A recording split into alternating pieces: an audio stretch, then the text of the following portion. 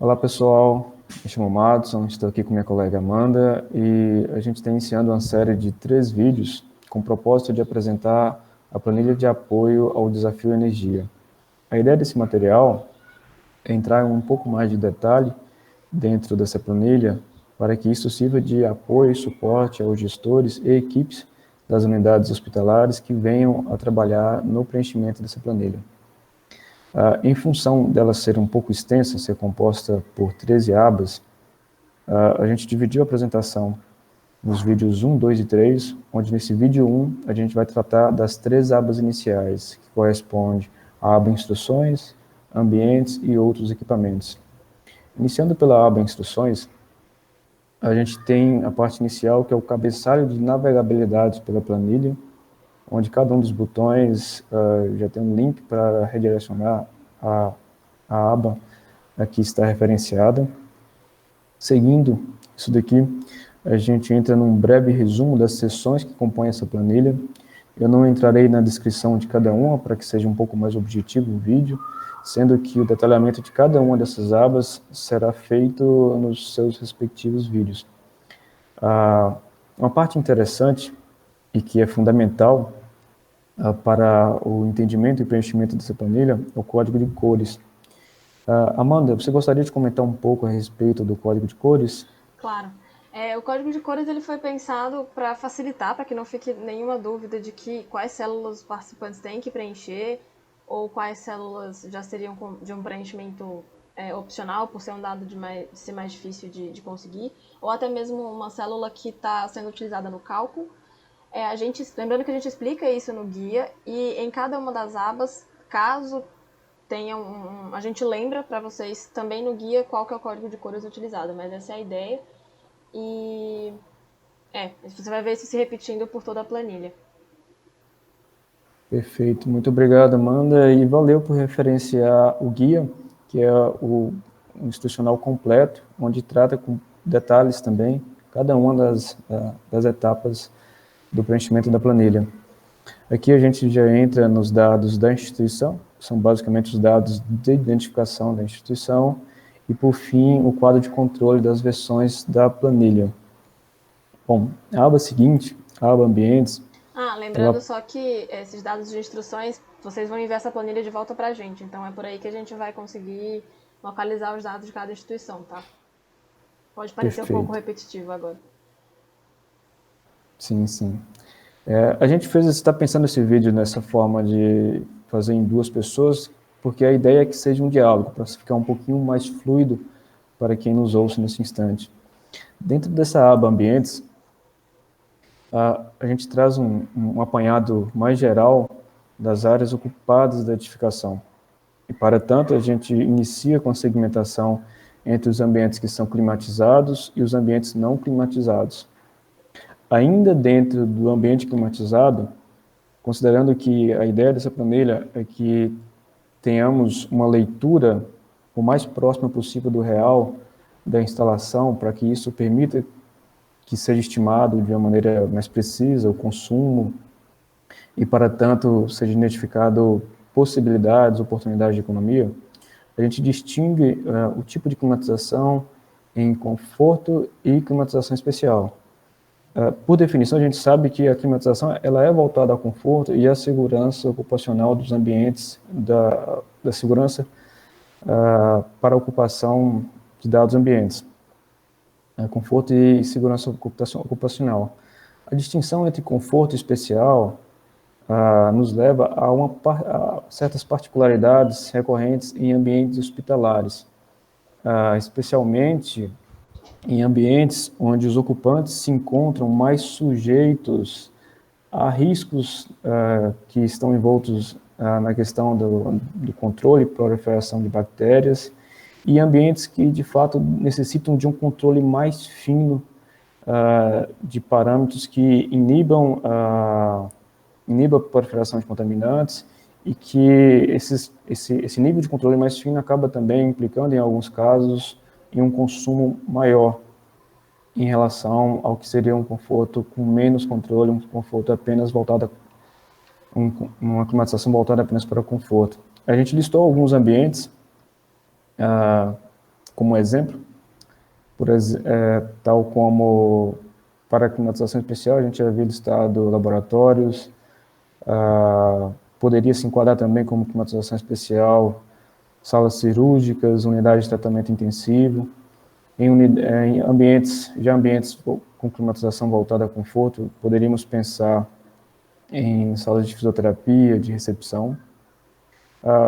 Dentre as informações que são interessantes de se destacar, ainda cabe a questão das áreas que esses ambientes ocupam, lembrando que em havendo ambientes que são similares e que seja possível a aglutinação, seria interessante a soma ter uma área representativa para esse conjunto de ambientes, os dias de funcionamento ao longo do ano, o tempo médio de funcionamento por dia, em horas por dia.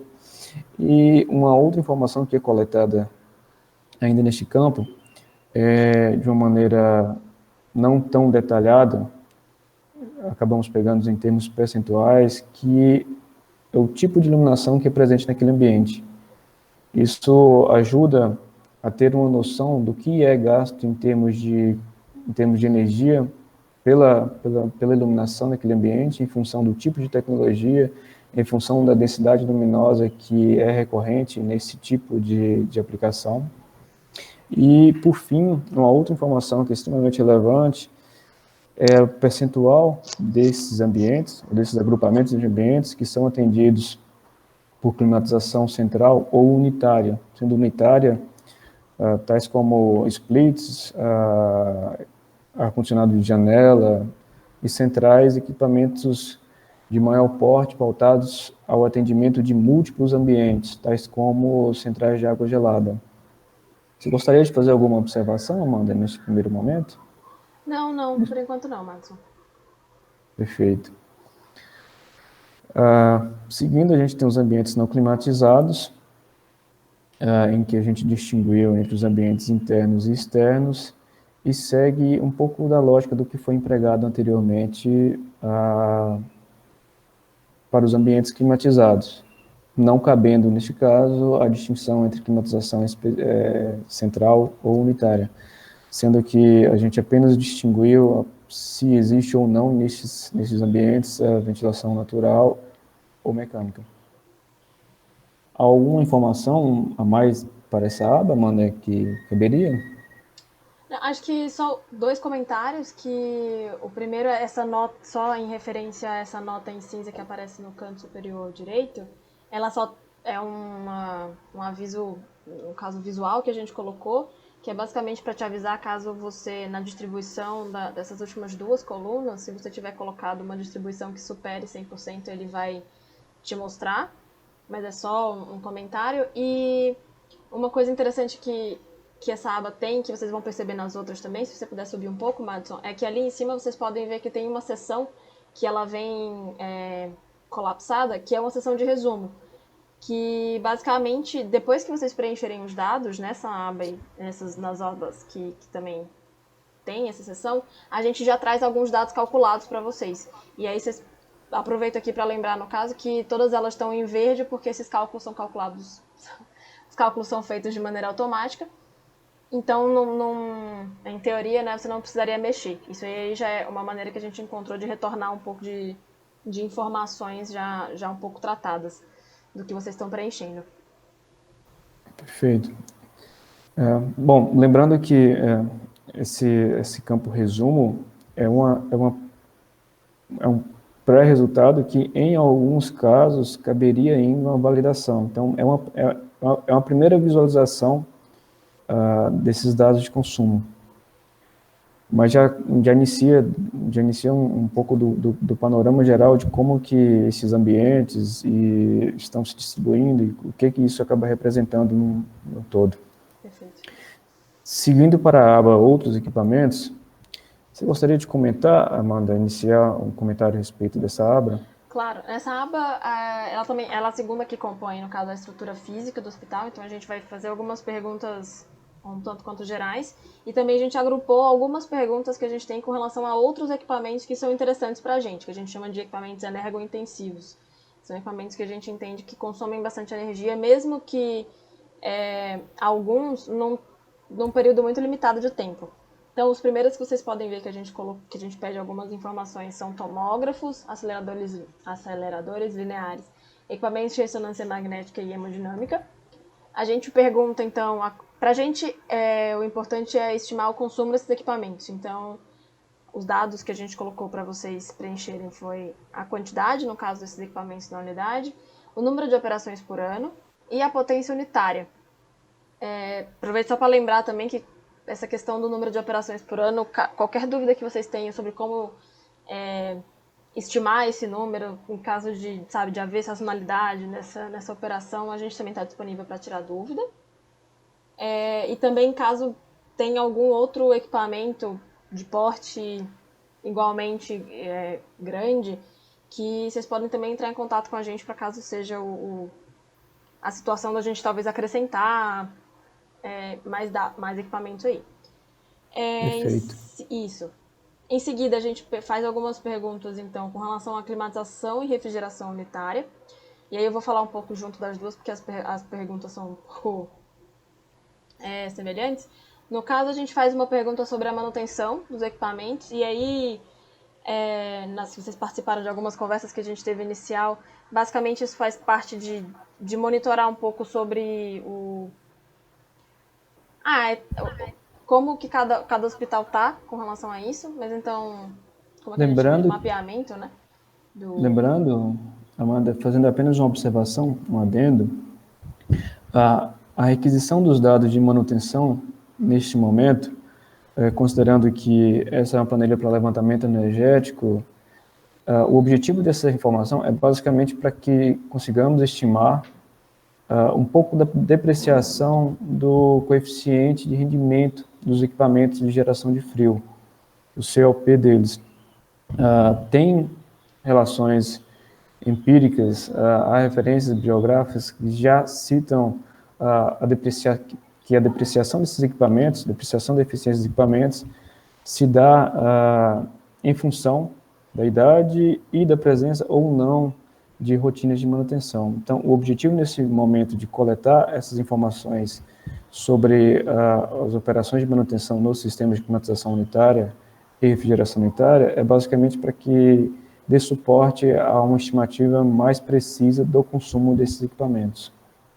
Perfeito, perfeito. E aí, alinhando com isso, também pensando em mapear possíveis melhorias, lembrem que o objetivo do desafio sempre é caracterizar o uso da energia e propor melhorias. É nessa mesma linha que a gente pergunta sobre a tecnologia inverter, que é a outra pergunta que a gente faz com relação à climatização unitária, para saber se na unidade essa tecnologia já é uma realidade, se não, se ela é preferida ou não. Aí se você puder baixar um pouquinho, Madison. Perfeito. Isso. E as últimas, como eu comentei, outros equipamentos que também são interessantes para a gente, porque também consomem bastante energia. Por último, no caso, são chuveiros elétricos e elevadores.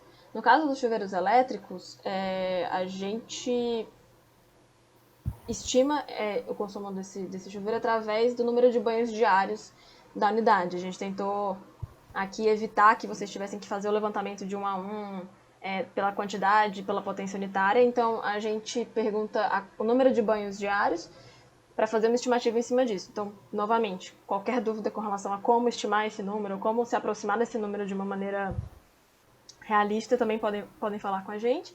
E, por último, a gente faz perguntas sobre elevadores. Então, quantos elevadores a unidade possui e quantos andares a unidade possui. Através dessas duas respostas, a gente também é capaz de estimar o consumo desse equipamento.